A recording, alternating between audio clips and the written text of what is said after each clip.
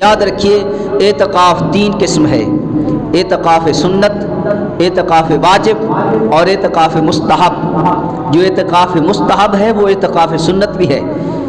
لہٰذا اعتکاف سنت یہ ہے کہ رمضان المبارک کے آخری عشرے میں مسجد میں اعتکاف کی نیت سے اعتکاف بیٹھنا، یہ اعتکاف سنت۔ اور اعتکاف واجب یہ ہے کہ اگر کوئی شخص منت مانے کہ میرا فلاں کام ہو جائے، میں 3 دن 2 دن ہفتہ 10 دن اعتکاف بیٹھوں گا، کام ہونے کے بعد اعتکاف بیٹھنا اس پر واجب ہے۔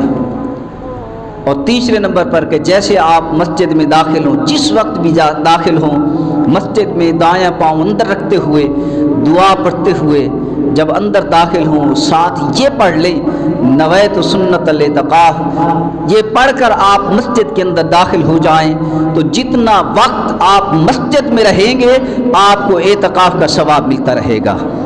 مفت کا ثواب ہے، مفت کا ثواب۔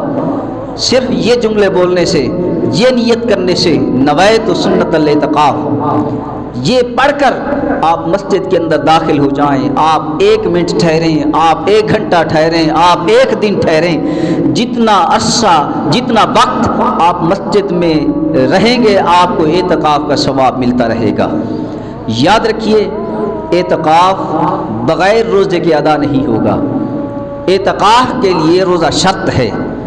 اگر کوئی شخص یہ کہے کہ میں روزے تو نہیں رکھ سکتا، مجھے فلاں بیماری ہے، فلاں تکلیف ہے، روزہ نہیں رکھ سکتا، میں اعتکاف بیٹھنا چاہتا ہوں، تو اعتکاف روزے کے بغیر نہیں ہوگا۔ روزہ اعتکاف کے لیے شرط ہے، اعتکاف بیٹھنا ہے تو پھر روزہ رکھنا ہوگا۔